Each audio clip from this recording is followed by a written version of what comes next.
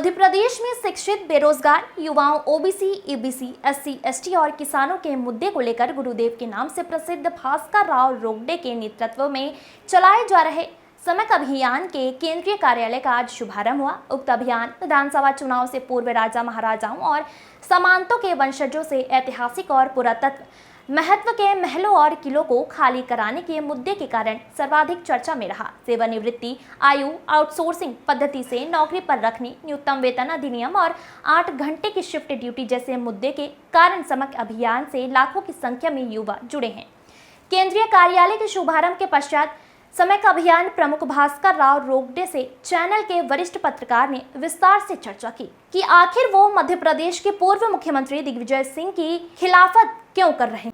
आपका अभियान शिक्षित, बेरोजगार युवाओं के लिए चलाया गया है। अभियान को सफल होते भी हमने देखा है, क्योंकि आपकी सभाओं में काफी भीड़ जुटती रही है तथा आपकी लंबी लंबी रैलियां भी निकली है। चर्चा में यह बात रही है कि पूर्व मुख्यमंत्री दिग्विजय सिंह ने आपके अभियान को आगे बढ़ने से रोका। इसका आप क्या कारण मानते हैं? देखिए, ये जानकारी मेरे पास भी आई कि दिग्विजय सिंह जी इस अभियान को आगे बढ़ने से रोक रहे हैं। स्पष्ट कारण तो मेरे सामने किसी ने बताया नहीं, लेकिन जब समक अभियान शुरू हुआ 2 मई 2022 से रीवा से, उसके बाद में प्रदेश के भिन्न भिन्न अंचलों में अभियान चलने लगा, गैर राजनीतिक रूप से चलता रहा। तब भी दिग्विजय सिंह से जुड़े लोग उस कार्यक्रम में न आए, ऐसे प्रयास पर्दे के पीछे से किए गए। उसके पश्चात 23 मार्च 2023 को मैंने सक्रिय राजनीति में प्रवेश की घोषणा इस शर्त के साथ किया कि यदि कोई पार्टी समक अभियान के मुद्दों पर क्रियान्वयन सुनिश्चित करती है तो यह अभियान उस पार्टी के साथ चलेगा। इस बातों से पूर्व मुख्यमंत्री कमलनाथ जी काफ़ी हद तक सहमत हुए और उन्होंने कांग्रेस के बैनर से अभियान को आगे बढ़ाने संबंधी निर्णय लिया। उस निर्णय के अनुरूप हमने प्रदेश में पुनः अपना अभियान शुरू किया। प्रदेश के कई कांग्रेस कार्यालयों में, जिला कांग्रेस कार्यालयों में कार्यक्रम आयोजित किए गए, पत्रकार वार्ताओं का आयोजन हुआ। लेकिन मालवांचल के दौरे पर हमारे सामने कुछ बातें सामने आई और वो बात इस रूप में थी कि एक वरिष्ठ नेता ने हमसे कहा, यह अभियान पूर्ण रूपेण दिग्विजय सिंह के खिलाफ है। हमने बोला, क्यों, ऐसा आप क्यों कह रहे हैं? तो उन्होंने बोला, खुद दिग्विजय सिंह जी मान रहे हैं कि यह अभियान केवल उनको टारगेट करके शुरू किया गया है। मैंने उनसे कहा कि भाई, इस अभियान का लाभ कांग्रेस को मिल रहा है, शिक्षित बेरोजगार युवाओं के लिए चलाया जा रहा अभियान है, ओबीसी, ईबीसी और वंचित वर्ग के उत्थान के लिए चलाया जा रहा अभियान है, तो इस अभियान से दिग्विजय सिंह जी को क्या कष्ट है? क्या ओबीसी के मुद्दे के कारण भी दिग्विजय सिंह आपका विरोध कर रहे हैं? जी नहीं, मैं अभी ओबीसी के मुद्दे से पहले आपको बताना चाहता हूं कि आखिरकार दिग्विजय सिंह जी ने समक अभियान का विरोध क्यों किया या इस अभियान को दबाने के प्रयास में वे क्यों जुटे। उसका एकमात्र कारण हमारे सामने आया। शिक्षित बेरोजगार जो हैं मध्य प्रदेश के, उनकी परेशानी सम्माननीय दिग्विजय सिंह जी के मुख्यमंत्रित्व काल में बढ़ी। उन्होंने ही ये कर्मी कल्चर डेवलप किया। 10 माह तक की नौकरी पे रखना, 2 माह अवकाश के समय वेतन नहीं देना, 500 रुपये महीने में शिक्षाकर्मी के रूप में भर्ती करना, इसका बहुत अधिक विरोध हुआ। उसके पश्चात संविदा कर्मचारियों की नियुक्ति की बात आई। संविदा मतलब होता है ठेका। सरकारी विभाग में ठेका कर्मचारी नामक पद्धति उससे पहले थी ही नहीं। संविदा कर्मचारी निजी कंपनियों के द्वारा चलाए जाते थे, लेकिन इन्होंने नियमित नेचर के कार्यों के लिए संविदा कर्मचारियों की नियुक्ति की एक प्रक्रिया शुरू किया। उससे भी युवा बेहद परेशान थे। उसके पश्चात एक नया नाटक और हुआ। प्रदेश के 28,000 दैनिक वेतनभोगी कर्मचारियों की अचानक छटनी कर दी गई। अर्थात बेरोजगारी बढ़ी हुई ही थी, नियमित नेचर की नौकरियां नहीं निकल रही थी, कर्मी और संविदा कर्मी ये नया सिस्टम चालू कर दिया गया, और जो पहले से कार्यरत दैनिक वेतनभोगी कर्मचारी थे उनकी भी छटनी कर दी गई। बेहद परेशानी में आ गए युवा वर्ग, शिक्षित वर्ग। यही बात नहीं रुकी, जब प्रदेश को आर्थिक स्थिति से दो चार होना पड़ रहा था, ओवरड्राफ्ट की स्थिति बनने लगी बैंकों से, तब दिग्विजय सिंह ने कर्मचारियों के रिटायरमेंट के समय उनके ईपीएफ, प्रोविडेंट फंड आदि की राशि जो एक मुश्त देनी होती है, उस राशि की कमी को देखते हुए उन्होंने एकाएक 2 साल सेवानिवृत्ति आयु बढ़ाने का निर्णय लिया। पहले 58 साल सेवानिवृत्ति आयु थी, आप सब लोग जानते होंगे, लेकिन उसे एकाएक उन्होंने 60 साल कर दिया। तब भी सरकारी विभाग के कर्मचारियों ने सेवानिवृत्ति आयु बढ़ाने का सम्मान नहीं किया, बल्कि एकजुट होकर विरोध किया। उनका मानना था कि ये केवल इस कारण से सेवानिवृत्ति आयु बढ़ा रहे हैं कि इनके पास में रिटायरमेंट के समय जो पैसे दिए जाते हैं वो नहीं हैं। ये तो हमारे ही पैसों से हमारा वेतन देंगे, हमारे पैसों से जो ब्याज आदि मिलता है उसी से हमारे वेतन की पूर्ति करेंगे। उन्होंने विरोध किया, अर्थात चहुओर विरोध बढ़ने लगा। विरोध किसकी ओर से बढ़ रहा था? शिक्षित बेरोजगार युवाओं की ओर से बढ़ रहा था, क्योंकि नियमित नेचर की नौकरियां नहीं निकल रही थी और उनके स्थान पर कर्मी और संविदा कर्मी आ गए थे, बल्कि दैनिक वेतनभोगी कर्मचारियों की छटनी हो रही थी। और दूसरी ओर जो नौकरी की रास्ता ढूंढ रहे थे कि कैसे नौकरी मिले, इंतजार कर रहे थे, तैयारी कर रहे थे, उनको और बड़ा झटका लगा जब सरकारी कर्मचारियों की सेवानिवृत्ति आयु 2 साल बढ़ा दी गई। अब चूंकि हम अपने अभियान में इन्हीं मुद्दों को लेकर के सामने आए हैं। मुद्दे क्या हैं? कि सरकारी विभाग के जितने कर्मचारी हैं उनकी सेवानिवृत्ति आयु हर हालात में 58 साल होनी चाहिए। तो 58 साल से 60 साल पहली बार किसने किया? दिग्विजय सिंह जी ने किया था। उनको लगा ये तो मेरे को घेरने का प्रयास है। हालांकि उसके बाद जो भाजपा की सरकार बनी, शिवराज जी की सरकार बनी, तो उसको 60 से 62, 62 से 65 का क्रम उन्होंने चला दिया, लेकिन शुरुआत दिग्विजय सिंह ने की थी। उन्होंने कर्मी और संविदा कर्मी का जो सिस्टम शुरू किया पूरे देश में पहली बार, बाद में आने वाली भाजपा सरकार ने उसी को आगे बढ़ा दिया। मतलब शुरुआत तो वहीं से हुई। तो शिक्षित बेरोजगार युवाओं को लगता है कि हमारे साथ धोखा सबसे पहले दिग्विजय सिंह ने ही किया है, और दिग्विजय सिंह जी ये भली भांति जानते हैं कि ये जो रोकड़े जी अभियान चलाए हैं, ये जो सम्यक अभियान चला है, इस सम्यक अभियान में पूर्ण रूपेण सबसे पहले मुझे ही टारगेट किया जा रहा है। इसीलिए उन्होंने संभवतः इस अभियान का विरोध शुरू किया। क्या मानते हैं ओबीसी के मुद्दा भी एक प्रमुख मुद्दा है जिससे हाँ, सिंह विरोध कर रहे हैं? आपने अभी भी इससे पहले भी कहा था कि ओबीसी के मुद्दे पर भी विरोध उन्होंने किया। ये भी सही है। ये इसलिए सही है क्योंकि राजघरानों के लोग कभी भी नहीं चाहते कि पिछड़ा वर्ग, चाहे वह अन्य पिछड़ा वर्ग हो, अत्यंत पिछड़ा वर्ग हो, अनुसूचित जाति हो या अनुसूचित जनजाति हो, इस वर्ग के लोग आगे आए, ये स्थायी रूप से आगे आए। वो कुछ समय के लिए उनको आगे लाते हुए दिखाई देते हैं। जैसे कि पूर्व मुख्यमंत्री सम्माननीय अर्जुन सिंह साहब ने अत्यंत पिछड़े समाज को देखते हुए एक सर्वहारा नाम दिया। ये सर्वहारा वर्ग है और योजनाएं सर्वहारा वर्ग के लिए है।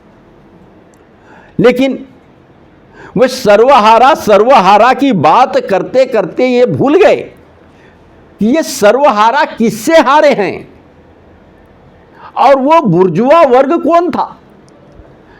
दरअसल बुर्जुआ वर्ग का प्रतिनिधित्व स्वयं अर्जुन सिंह जी करते थे और वो सर्वहारा वर्ग की बात अब करने सामने आए थे। तो ये सब एक काल विशेष के लिए, राजनीतिक लाभ उठाने के लिए ये पिछड़ा वर्ग की बात करते आए हैं। उस समय में महाजन आयोग भी बना था, महाजन आयोग ने पिछड़ा वर्ग को सुविधा देने की बात भी की थी, लेकिन ये सब भ्रम में डालने वाली बातें थी। उनको ये वास्तविक रूप से जैसा विकास उनको करना चाहिए था, उस पर किसी ने काम नहीं किया। ये तभी हो सकता है जब जातिगत जनगणना हो। और ये जो वर्ग हैं जिसका प्रतिनिधित्व सम्माननीय दिग्विजय सिंह जी करते हैं, ये राजघराने के प्रतिनिधि हैं, ये कभी भी नहीं चाहते कि ये पिछड़े समाज के लोग आगे आए और स्थायी रूप से आगे आए, इन्हें स्थायी उपलब्धि हासिल हो। मुझे ऐसा लगता है इस कारण से भी उन्होंने ओबीसी के हमारे अभियान के खिलाफ भी मुहिम चलाई हो। सर, आपके भाषणों में, आपके वक्तव्यों में हमेशा ईबीसी शब्द का जो हमेशा उच्चारण होता है, हम जानना चाह रहे हैं ये ईबीसी क्या है? दरअसल ओबीसी की बात तो महाजन आयोग में भी आई मध्य प्रदेश में, लेकिन इससे पहले जब SC ST वर्ग के लिए आरक्षण की व्यवस्था दी गई थी तो वो आरक्षण की व्यवस्था सामाजिक आधार पर थी, भेदभाव था, वनांचल में रहने वाले आदिवासियों की बात थी, और मैदानी क्षेत्र में जो छुआछूत के शिकार समाज थे उनको अनुसूचित जाति वर्ग में रखा गया था। उसके बाद 50 और 60 के दशक से ही ये चर्चा होने लगी थी कि जो आर्थिक रूप से पिछड़े समाज हैं उनको आरक्षण दिया जाना चाहिए। और सन 1974 में इंदिरा जी के समय में इस पर काफ़ी मंथन हुआ, तब ओबीसी के लिए आरक्षण की बात सामने आई और व्यवस्था दी गई। उसके लिए आयोग भी बना, मंडल आयोग बना। लेकिन इसमें एक बड़ी भूल हुई, मैं मानता हूँ। ओबीसी में वे सभी समाज आ जाते हैं जो खेतीहर है, खेती किसानी करते हैं, छोटा मोटा काम करते हैं, आजीविका चलाते हैं, छोटे मोटे ठेकेदार भी आ जाते हैं, छोटे मोटे कारोबारी भी आ जाते हैं, जिनकी आर्थिक स्थिति थोड़ी कमज़ोर है। ये थोड़ी कमज़ोर है या मध्यम स्थिति पे है। लेकिन ये एक ऐसा वर्ग है जो अत्यंत पिछड़ा है। और ये अत्यंत पिछड़ा कौन सा वर्ग है? जो मूलतः परंपरागत पेशे से जुड़ा है, जैसे लोहार जो लोहा का काम करता था, लकड़ी का काम, कारपेंटर का काम करने वाला विश्वकर्मा समाज, डीमर, माझी, रैकवार आदि समाज, सेन नाई समाज, ये बंजारा समाज, ये अपना पाल गडरिया समाज, ये ऐसे समाज हैं। ये अपना कुम्हार समाज भी हो गया। ये ऐसे समाज हैं जो बच्चे 5, 6, 7, 8 साल के होते हैं तभी से उनको काम में लगा देते हैं, और ये बच्चे कभी पढ़ नहीं पाते। इनकी आर्थिक स्थिति हमेशा कमज़ोर होती रही है। और आधुनिक युग में जब नए उपकरण आने लगे, नई नई खोज होने लगी, तो इनका जो परंपरागत पेशा भी इनसे छीना जाने लगा। और स्थिति ये हुई कि ना ये पढ़ लिख पाए, ना आर्थिक रूप से मजबूत हो पाए। ये बहुत ही पिछड़े हैं। इनको अगर ओबीसी वर्ग के साथ रखते हैं, इन्हें अगर SC वर्ग के साथ रखते हैं, इन्हें अगर ST वर्ग के साथ भी रखते हैं, तो भी ये उनके साथ में प्रतियोगिता के स्तर पर नहीं पहुंच सकते। इसलिए इन वर्गों को, इन सारे समाजों को एक अलग वर्ग में रखने की ज़रूरत है, और वो समाज होगा अत्यंत पिछड़ा वर्ग, एक्सट्रीमली बैकवर्ड क्लास। तो हम चाहते हैं कि उनका भी अलग से जनगणना उनके लिए हो और उनको अलग से सुविधाएं दी जाए। आप शिक्षित बेरोजगारों, ओबीसी, ईबीसी की बात करते करते अचानक आप राजघराने तक कैसे पहुंच गए? मतलब ये क्या है आपके साथ?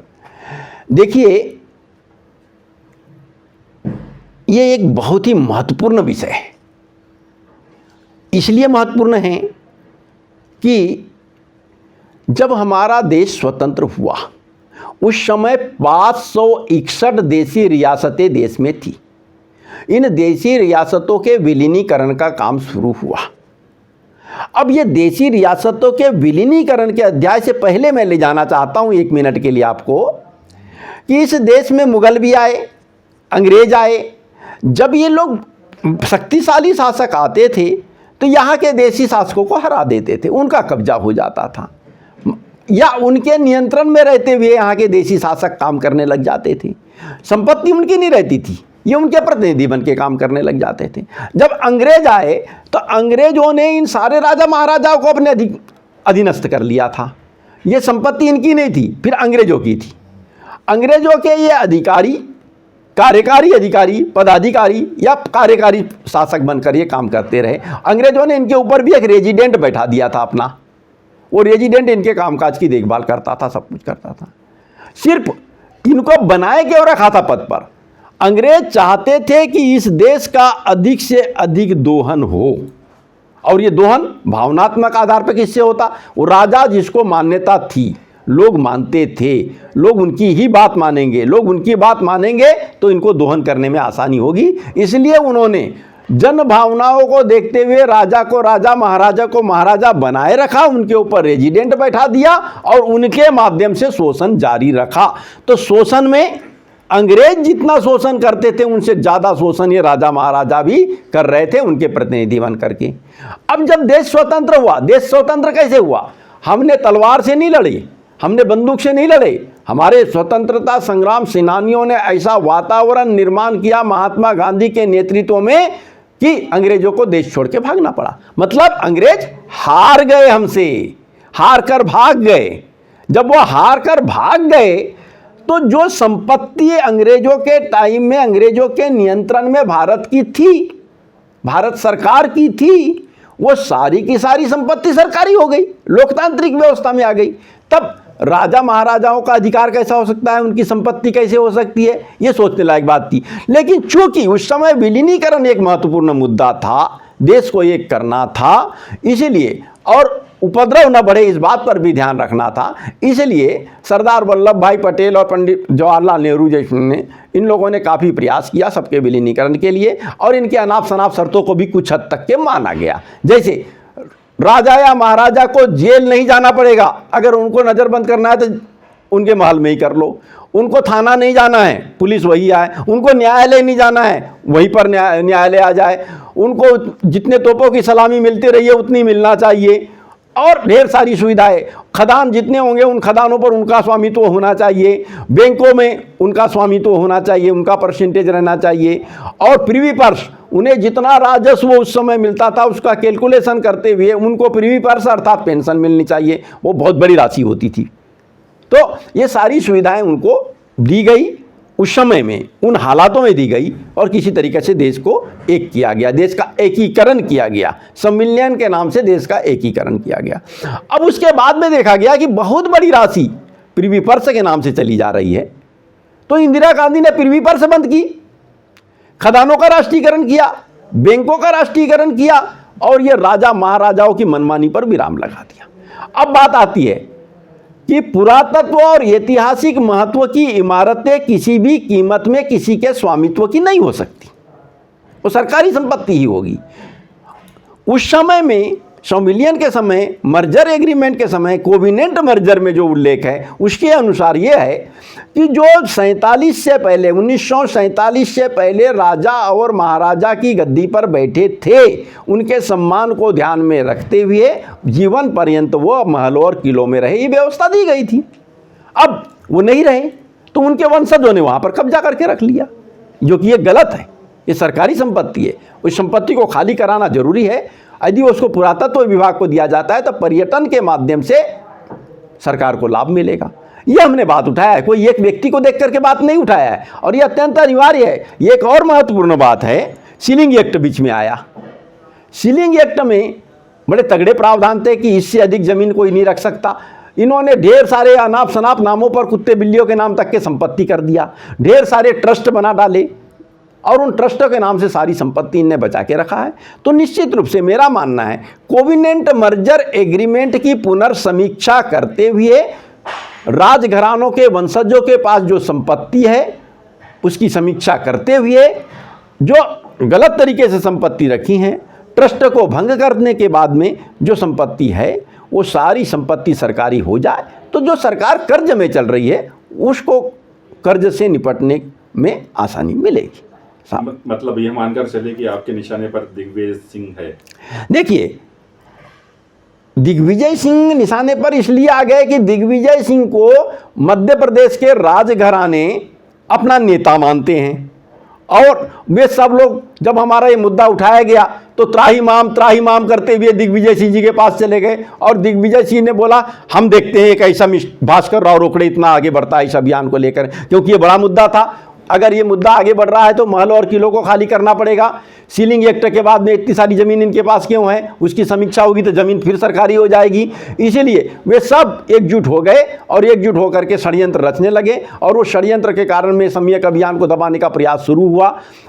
जब विधानसभा चुनाव से पहले की बात है, उससे पहले कमलनाथ जी ने कुछ मुद्दे बोलना शुरू कर दिए थे। जैसे आउटसोर्सिंग प्रणाली के बारे में उन्होंने कहा था ये तो बड़ा भारी शोषण है। उन्होंने न्यूनतम वेतन अधिनियम के बारे में भी एक दो बार बोला, बयान देना शुरू किया। लेकिन उसी समय दिग्विजय सिंह ने बोला नहीं, इससे तो बड़ा नुकसान हो जाएगा, उद्योगपति हमसे खिलाफ में चले जाएंगे और फिर उद्योग यहाँ नहीं लगेंगे, उद्योग यहाँ से चले जाएंगे तो हम क्या करेंगे। तो वो चुपचाप हो गए। फिर ये देसी राजा महाराजाओं के नाम पर बोले कि यदि रोकड़े जी ये राजघरानों के मुद्दों से हट जाते हैं, अपने अभियान से इस मुद्दे को अलग कर देते हैं, तो इस अभियान के साथ जाने में हमें कोई दिक्कत नहीं। मतलब गुमराह किया गया। हमने बोले नहीं, इस मुद्दे से हटने का तो सवाल नहीं उठता। तो इस कारण से दिग्विजय सिंह को लगा कि हमारी बात नहीं मानी जा रही है। उनके लोगों ने डायरेक्ट दिग्विजय सिंह जी ने मुझसे बात नहीं किया इस विषय पे, लेकिन उनके बहुत सारे लोग आए। उन्होंने बोला कि साहब ये राजघरानों का मुद्दा हटा दीजिए तो राजा साहब आपके साथ आ जाएंगे। हमने बोला हमें किसी राजा की ज़रूरत नहीं है, इस लोकतांत्रिक व्यवस्था में मैं किसी को राजा मानता ही नहीं। अब जब मैंने ये बोलना शुरू किया तो दिग्विजय सिंह जी ने थोड़ी सी नौटंकी भी शुरू की। ओरछा में एक व्यक्ति को मार दिया, उसने राजा साहब जिंदाबाद बोला तो उसकी पिटाई कर दिया, उनने थप्पड़ मार दिया। उसी प्रकार भिंड में एक व्यक्ति को मंच से उतार दिया, उसने भी राजा साहब जिंदाबाद बोल दिया था, अरे मैं राजा नहीं हूँ, राजा नहीं हूँ, राजा नहीं हूँ। और अभी लोकसभा चुनाव के पहले उनके बेटे ने ये होली के बाद में होली मिलन का एक कार्यक्रम हो रहा था, उस कार्यक्रम के लिए लिखा राजा साहब हिंदूपत राजा दिग्विजय सिंह जी, उन्होंने लिखा कार्ड में, आमंत्रण पत्र में। तो आप एक और लोगों की पिटाई कर रहे हो राजा बोलने पर, और आपका बेटा हिंदूपत नरेश लिख रहा है, हिंदूपत नरेश महाराज दिग्विजय सिंह, उनके लड़के ने लिखा। अभी भी हमारे पास में ये चीज़ है। मतलब आप क्या करना चाहते हैं, एक और आप राजा बने भी रहना चाहते हैं और दूसरी ओर लोगों को गुमराह भी कर रहे हैं। तो इनको लगता है कि ये राजा महाराजा का मुद्दा चलाने वाला व्यक्ति है, इसलिए इसको किनारे करना चाहिए। और इसके राजनीतिक कारण भी हैं, और आप जानते हैं कि क्या राजनीतिक कारण हो सकते हैं। अगला बताएं सर, कौन से कारण है? देखिए, सन 2018 के चुनाव से पूर्व, चूंकि मैं 1989 से ही पॉलिटिकल प्लानिंग करता आया हूं, कई राजनीतिज्ञों ने मेरे पॉलिटिकल प्लानिंग का लाभ लिया है।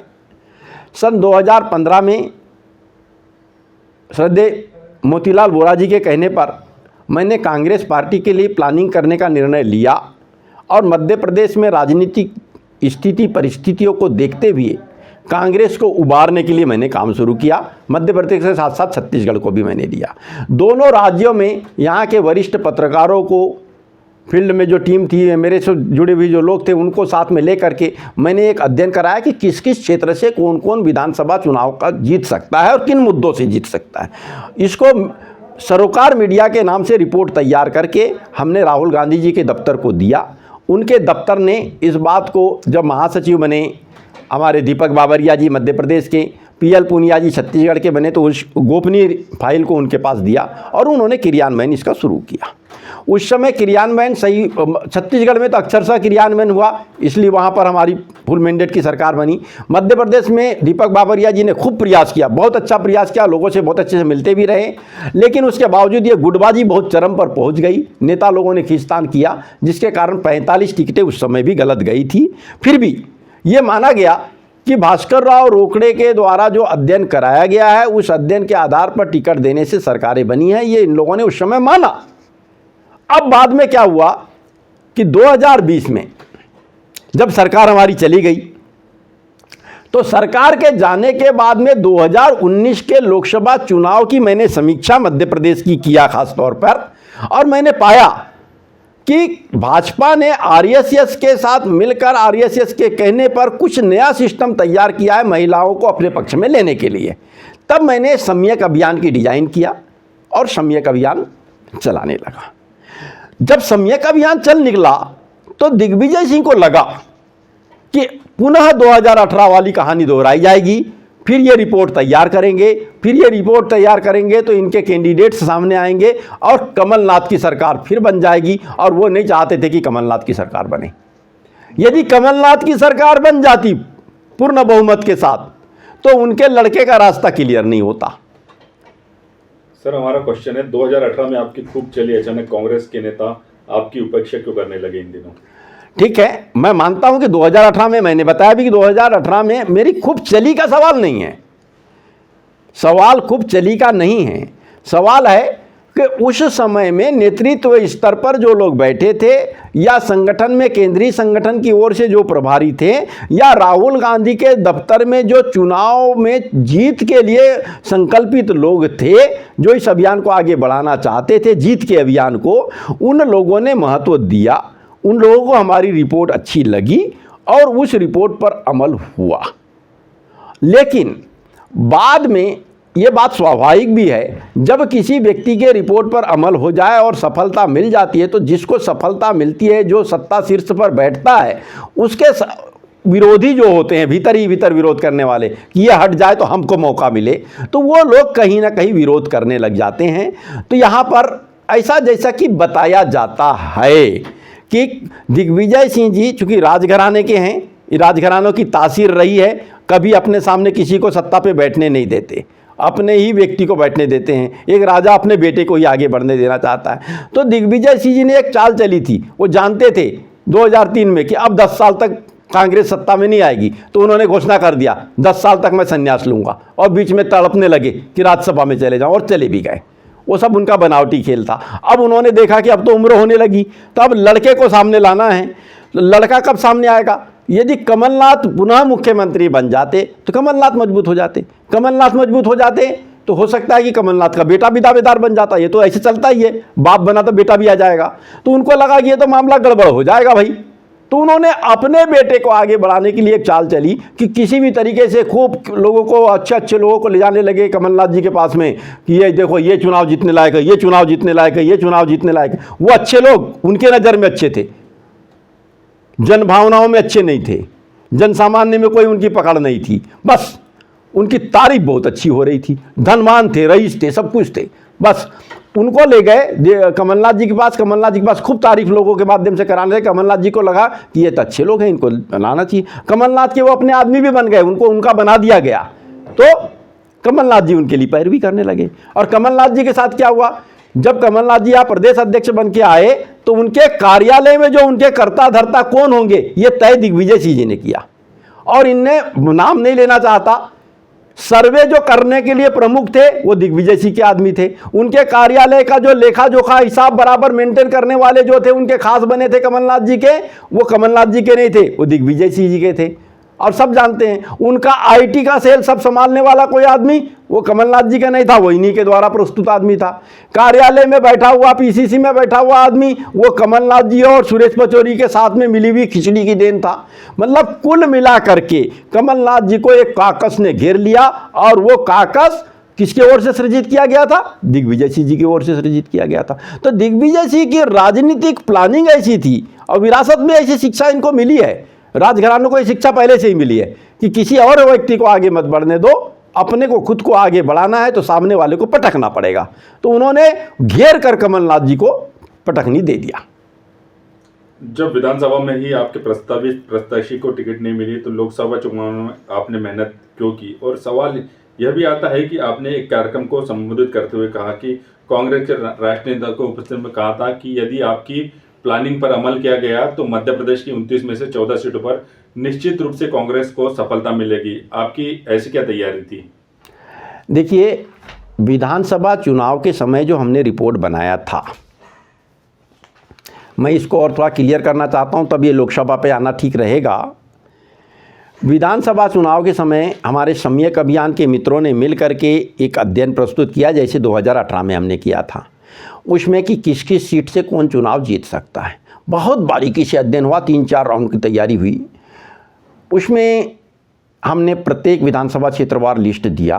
और लिस्ट कैसे दिया, जब हमारे सुरजेवाला जी, रणदीप सुरजेवाला जी महासचिव बन के आए, महासचिव बनने के पहले की बात बता दूं मैं, महासचिव नहीं बने थे वे, और सीनियर ऑब्जर्वर बने। सीनियर ऑब्जर्वर वो बने ही थे। इस बीच में मेरी कांग्रेस की यात्रा चल रही थी, उनको मध्य प्रदेश आना था। बड़ी उपलब्धि एक उनके नाम पे हो गई थी और उस उपलब्धि को खूब गिनाया जा रहा था कि कर्नाटक में उनके नेतृत्व में, उनके मार्गदर्शन में चुनाव हुए तो वहाँ पर कांग्रेस को भारी सफलता मिल गई है। इसी वजह से उनको सीनियर ऑब्जर्वर यहाँ का बनाया गया था। जब सीनियर वो ऑब्जर्वर बन गए, किसी एक खास व्यक्ति ने, जो मेरे भी परिचित और उनके भी परिचित थे, बड़े नेता हैं, उन्होंने सुरजेवाला जी से मेरी बात कराई। उस समय मैं टीकमगढ़ में कार्यक्रम में व्यस्त था। उन्होंने कहा सुरजेवाला जी ने कि सर आपके साथ हमें बहुत लंबे समय तक बैठना है और प्रदेश की पूरी प्लानिंग पर चर्चा करना है। हमने बोला ठीक है। उसके बाद उनके निरंतर फ़ोन आने लगे। एक बार मेरे से बात हुई तो उन्होंने कहा कि मुझको सीनियर ऑब्जर्वर बनाया गया है, मैं इसमें क्या कर सकता हूं? यदि राहुल गांधी मुझे कर्नाटक के समान प्रभारी महासचिव बनाकर फ्री हैंड देते हैं तो मैं मध्य प्रदेश में कुछ कर सकता हूं। अभी तो क्या होगा, कमलनाथ जी की चलेगी, कमलनाथ जी अपने मनमानी तरीके से टिकट देंगे और मैं कुछ नहीं कर पाऊंगा। टिकट देना ही सबसे महत्वपूर्ण बात है। अगर टिकट के वितरण में मेरा हस्तक्षेप नहीं रहा तो मैं वहाँ कुछ भी नहीं कर पाऊंगा। तो मैंने कहा कि भाई तो फिर आपकी क्या तैयारी है? मेरे से आपकी जो बात हो रही है तो सीनियर ऑब्जर्वर के रूप में हो रही है, महासचिव तो जेपी अग्रवाल जी है। उन्होंने कहा हमने राहुल जी से बात किया है कि हमें महासचिव का पद दिया जाए, प्रभारी महासचिव वहाँ का बनाया जाए। महासचिव तो थे ही, प्रभारी महासचिव मध्य प्रदेश का बनाया जाए। यदि वे निर्णय ले लेते हैं तब हम इस दिशा में आगे बढ़ेंगे। इस बीच उनको अपने इलाज के लिए केरल जाना था। केरल जाते जाते उन्होंने मुझे फ़ोन किया कि बोले रोकड़े साहब, मुझे ऐसा लगता है कि प्रभारी महासचिव बनाया जा रहा है, अभी तक आदेश नहीं आया है। मैं चाहता हूं कि आपका प्रदेश पर जो अध्ययन है वो मुझे दीजिए, जो आपने सर्वे किया है वो मुझे दीजिए। मैं विश्वास दिलाता हूं इसको गोपनीय रखूंगा और वो इलाज के दौरान मैं वहाँ पर इसका अध्ययन करता रहूँगा। जब ये केरल में थे मैंने पूरी रिपोर्ट उनको भिजवा दिया। वहाँ वो अध्ययन करते रहे, बीच बीच में फ़ोन करके इलाज के दौरान भी मुझसे बात करते रहे कि इस सीट पर क्या हो सकता है, इस सीट पर क्या। मध्य प्रदेश का पूरा नक्शा, सुरजेवाला जी ने मध्य प्रदेश का पूरा राजनीतिक नक्शा मेरे माध्यम से देखा है। उनको समझ में मेरी रिपोर्ट के आधार पर ही आया। उन्होंने जाना कौन व्यक्ति किस हैसियत का है, वो मेरे कारण जाना था। वो सब कुछ हुआ। इसी बीच में उनको प्रभारी महासचिव बना दिया गया। प्रभारी महासचिव बनने के बाद में वो वहाँ से लौटने के पहले ही उन्होंने मुझसे कांटेक्ट किया और उन्होंने कहा कि मैं फलाने तारीख को दिल्ली आ रहा हूँ, आप आ जाइए, आपसे बैठ के विस्तार से चर्चा करना है। मैं दिल्ली गया। दिल्ली में एक एक सीट पर चर्चा हुई और उन्होंने कहा आप चिंता नहीं करिए, यही होगा।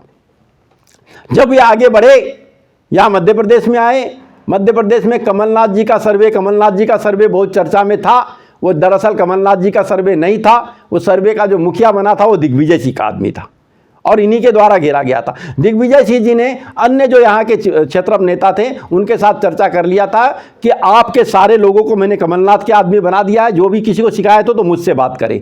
लेकिन अब कमलनाथ जी आपके लोगों के लिए पहल करेंगे, अपने लोगों के लिए नहीं करेंगे। हमने इतना कमज़ोर कर दिया है। और इस तरीके से सर्वे कुल मिला करके इन लोगों के माध्यम से हो गया था। थोड़ी बहुत रस्साकसी इनकी सुरजेवाला जी और उनके बीच में चली, फिर पता नहीं क्या समझौता हुआ क्या नहीं हुआ और टिकटों में इतनी विचित्र स्थिति बनी कि कुल 103 टिकटें गलत दी गई विधानसभा चुनाव में। चुनाव के पहले ही मैंने सुरजेवाला जी को अवगत करा दिया कि 103 टिकटें गलत दी गई है, सरकार बनाना कठिन है। मेरे अनुमान के अनुसार 90 से 94 सीट, 90 से 94 सीट कांग्रेस को आ सकती है। और बहुत अगर आपने मेहनत किया, तरीके से मेहनत किया तो और भी 22 सीटें बढ़ सकती है, अर्थात 120 के आसपास सीट आ सकती है। लेकिन इसके लिए बहुत अधिक मेहनत करना पड़ेगा। तो उन्होंने, सुरजेवाला जी ने कहा कि आपके सारे मुद्दे हम मैनिफेस्टो में डलवा देते हैं अलग से और आप सक्रिय हो जाइए। सम्यक अभियान अगर सक्रिय हो गया तो हम चुनाव जीत जाएंगे। लेकिन उन्होंने सम्यक अभियान के मुद्दों को भी मैनिफेस्टो में शामिल नहीं किया और हमको सक्रिय होने के लिए कहते रहे। अंततः सम्यक अभियान के मुद्दे मैनिफेस्टो में नहीं आने के कारण सारे के सारे युवाओं ने हर जगह में सवाल खड़े किए, जो प्रत्याशी थे उनके सामने, कि ये जो कांग्रेस है ये अभी चुनाव के पहले ही आपके मुद्दों को मैनिफेस्टो में स्थान नहीं दिया है तो सरकार बनने के बाद क्या अमल करेगी। और सारे युवाओं ने खिलाफत किया, जिसका नतीजा विधानसभा चुनाव में हमारी सरकार नहीं बन पाई। इस बात से चुनाव हुआ, चुनाव में हार हुई। जिस दिन हार हुई, परिणाम निकला, उस दिन सुरजेवाला जी ने मेरे से बड़ी लंबी लंबी बात किया। बोले सर आपका बड़ा योगदान था, हमने आपकी बात अनसुनी किया, इसलिए हमको पराजय का सामना करना पड़ा है। अब आपकी बात सुन के आगे की प्लानिंग हम करेंगे। आप 15 दिन के लिए शांत बैठ जाइए, 15 दिन के बाद में हम आपको बड़ी जिम्मेदारी दे रहे हैं और उस जिम्मेदारी के साथ में प्रदेश में संगठन की मजबूती हेतु आप काम करने के लिए स्वतंत्र होंगे। मैं शांत रहा। उस 15 दिवस के भीतर ही उन्होंने जीतू पटवारी को अध्यक्ष बना दिया, जो भी, और ये नेता प्रतिपक्ष के बारे में भी निर्णय लिया था, उससे पहले उसके बारे में मेरे से पूछा, लेकिन उन्होंने अपने तरीके से जो भी निर्णय लेना है ले लिया। ठीक, उसके बाद सुरजेवाला जी को फुर्सत नहीं हमसे बात करने के लिए। उन्होंने, सुरजेवाला ने न बात किया न बात आगे बढ़ाई। उनको लगा अब प्रदेश से नाता खत्म। जबकि दीपक बाबरिया जी यहाँ महासचिव थे, उनको यहाँ से गए काफ़ी लंबा समय हो गया, उसके बाद भी यहाँ का कार्यकर्ताओं से निरंतर संपर्क में है। लेकिन ये हाई प्रोफाइल नेता सुरजेवाला, इन्होंने प्रदेश के नेताओं की इतनी अनदेखी की कि उन्होंने डबल से बात भी नहीं किया, मेरे से बात नहीं किया। लेकिन इसी बीच में जितेंद्र सिंह जी प्रदेश कांग्रेस के महासचिव बन गए। अब मैं स्मरण कराना चाहता हूं कि रणदीप सुरजेवाला जी ने मुझसे मीटिंग के दौरान कहा था कि मध्य प्रदेश में मुझे भेजा तो गया है, लेकिन स्क्रीनिंग कमेटी का अध्यक्ष जितेंद्र सिंह जी को बना दिया गया है, जो राज परिवार का है, राजा है। और मैं जानता हूं कि आप मध्य प्रदेश में राजघरानों की खिलाफत कर रहे हैं और वहां के लोग भी उनके खिलाफ में हैं, मुझे पता है। तो एक राजा को वहां का स्क्रीनिंग कमेटी का अध्यक्ष नहीं बनाना था, यह बात सुरजेवाला जी ने मुझसे कहा था। सुरजेवाला बोल सके, झूठ बोलते हो, बोल देंगे तो मैं नहीं जानता, लेकिन उन्होंने मुझसे कहा था ये गलत निर्णय हुआ है। मैंने कहा भाई जितेंद्र सिंह जी का व्यवहार तो बहुत अच्छा लगता है, मैंने उनसे बात भी किया है और उनको मैंने बोला ऐसा तो नहीं कि आप राजघराने के सदस्य होने के नाते मध्य प्रदेश में राजघरानों की बात सुन करके टिकटों में सब हेरा फेरी हो जाएगी, उल्टी सीधी टिकटें दे दी जाएगी। उन्होंने बोला मुझसे शिकायत नहीं मिलेगी। तो मैंने बोला ये बात उनको मैंने सुरजेवाला जी को बताया, बोले देखते हैं क्या होता है आगे, लेकिन मुझे इसमें डाउट है। ये सुरजेवाला जी ने कहा था। उसी समय की बात मैं बताना चाहता हूं कि मध्य प्रदेश में यह चर्चा आम हो चुकी थी। क्या आम हो चुकी थी? जब जितेंद्र सिंह जी स्क्रीनिंग कमेटी के अध्यक्ष बने तो दिग्विजय सिंह जी के लोगों ने हर जिले में पटाखे फोड़े। और क्या कहते हुए पटाखे फोड़े? अब तो अलवर का राजा जितेंद्र सिंह स्क्रीनिंग कमेटी का अध्यक्ष बन गया है। उसको स्क्रीनिंग कमेटी का अध्यक्ष दिग्विजय सिंह ने बनवाया है।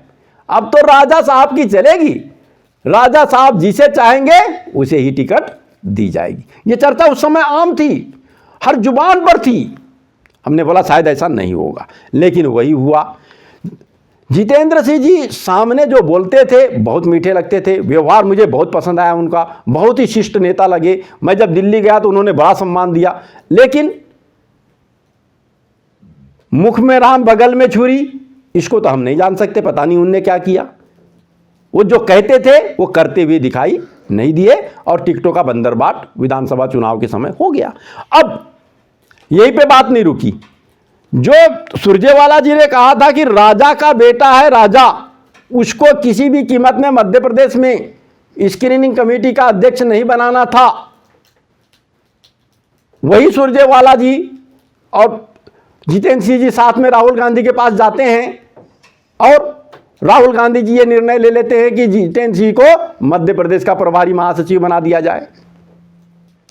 तब यदि चाहते तो सुरजेवाला जी बता देते, यदि कांग्रेस का हित चाहते थे तो राहुल जी को बता देते कि साहब ये राजा है और उस क्षेत्र में राजा महाराजाओं का बहुत अधिक विरोध है। उन्होंने नहीं बताया।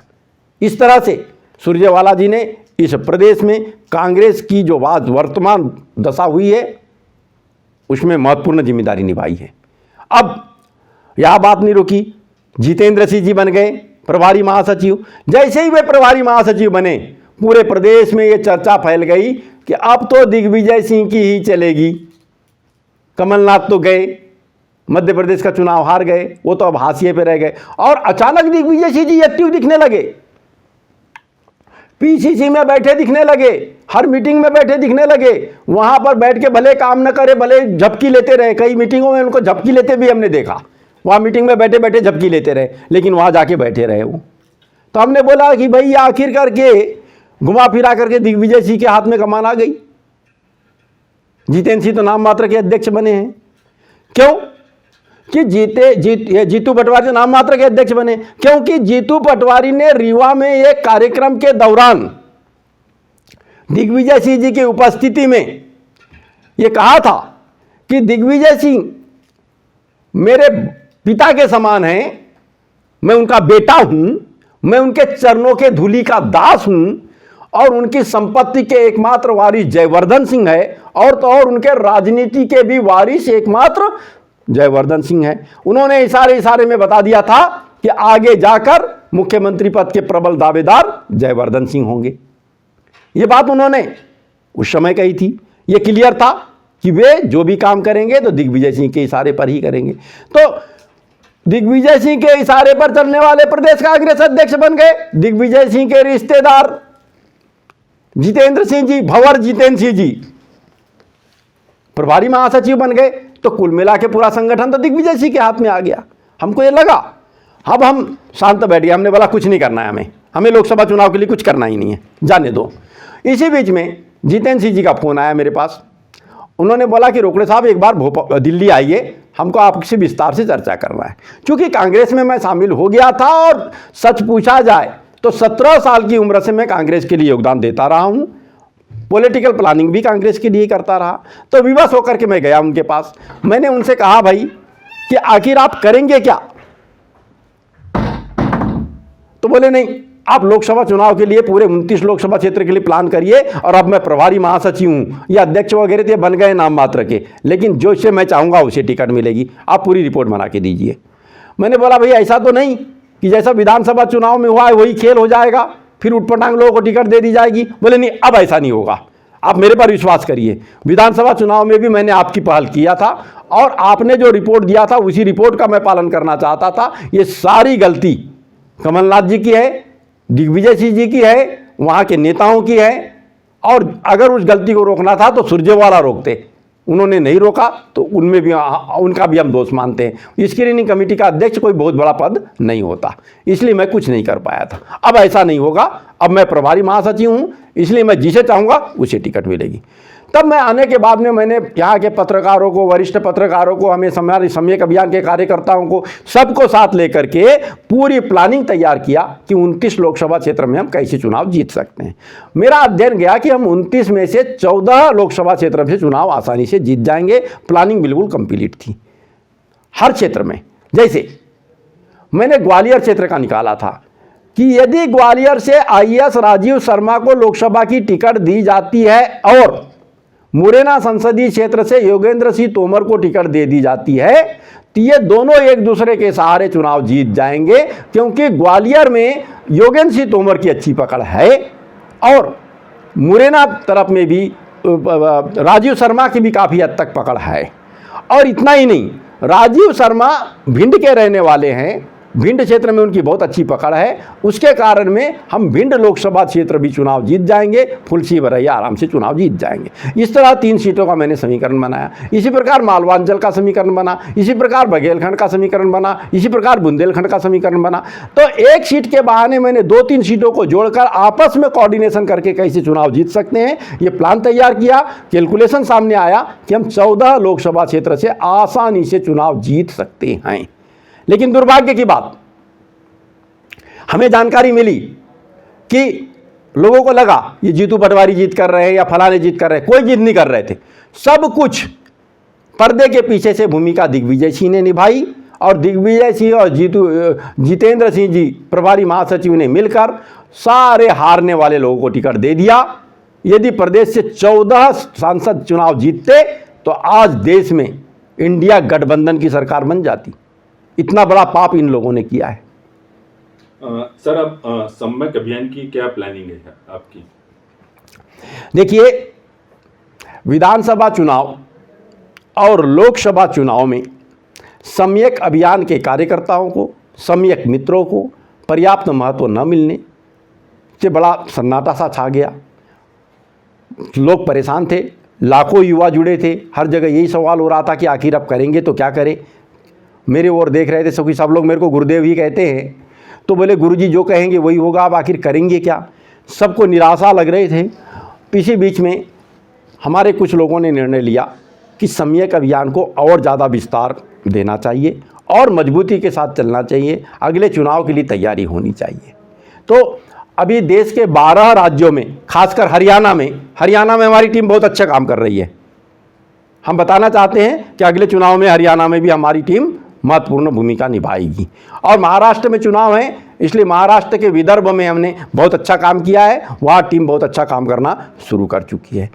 राजस्थान में भी हमारी टीम काम कर रही है, गुजरात में कर रही है। गुजरात में 2027 में चुनाव होना है, उत्तर प्रदेश में 2027 में चुनाव होना है। तो 12 राज्यों में हमने अपनी टीम को एक्टिव करने के लिए काम शुरू कर दिया है। अब कार्यालय की ज़रूरत महसूस हुई तो हमने यहाँ पर एक केंद्रीय कार्यालय स्थापित कर दिया है।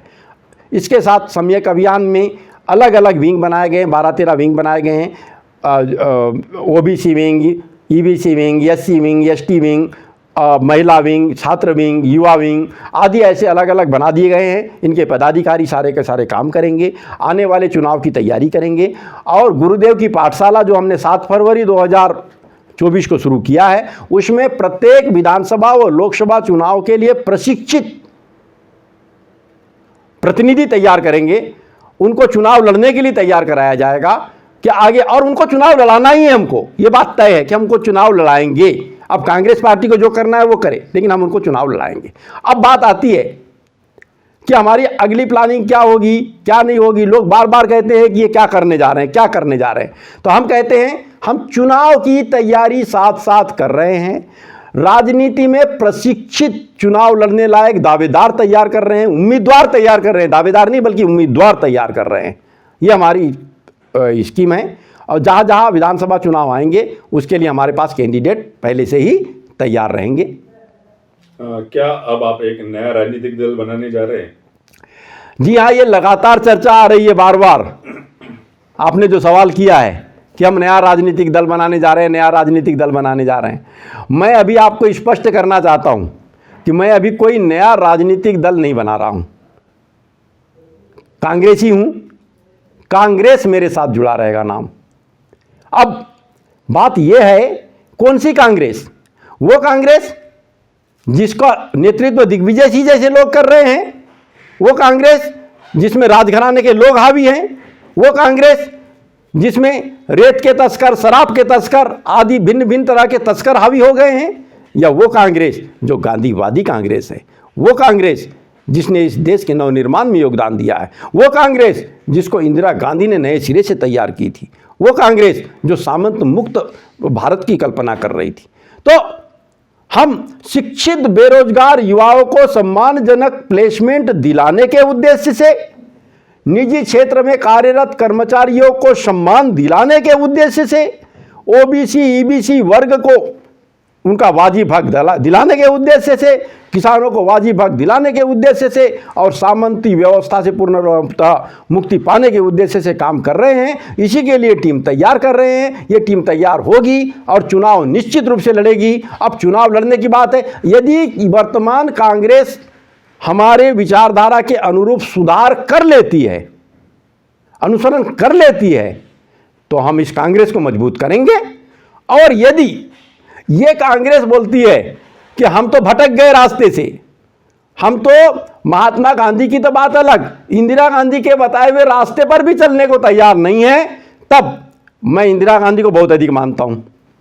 इंदिरा गांधी ने इस देश को, ये जो अब सामंतशाही हैं, इनसे मुक्ति कराने के लिए बहुत बड़ा कदम उठाई थी, बहुत साहसिक कदम उठाई थी। मैं उसे देवी के रूप में मानता हूं, आदर्श मानता हूं। और उन्हें आदर्श मानते हुए उनके आदर्श को स्थापित और जीवित बनाए रखने के लिए नई कांग्रेस भी बना सकता हूं, लेकिन तब जब इस कांग्रेस में बैठे हुए लोग तदनुरूप सुधार करने के लिए कोई प्रयास न करें। यदि ये प्रयास कर लेते हैं तो हम इसी की मजबूती के लिए काम करेंगे, और ये प्रयास नहीं करते हैं तो कांग्रेस तो होगी लेकिन वो नई कांग्रेस हो सकती है। अभी नया राजनीतिक दल बनाने संबंधी कोई विचार मन में सीधा सीधा नहीं आया है, बल्कि विचार ये आया है कि वर्तमान कांग्रेस को पुरानी जो कांग्रेस विचारधारा की गांधीवादी कांग्रेस, जो इंदिरा जी की कांग्रेस रही है, उस कांग्रेस के अनुरूप कार्य करने के लिए तैयार किया जाए, इसका संगठन मजबूत किया जाए। और यदि ये सुधरने को तैयार नहीं होंगे तब नया कदम उठाएंगे, तब तक नहीं।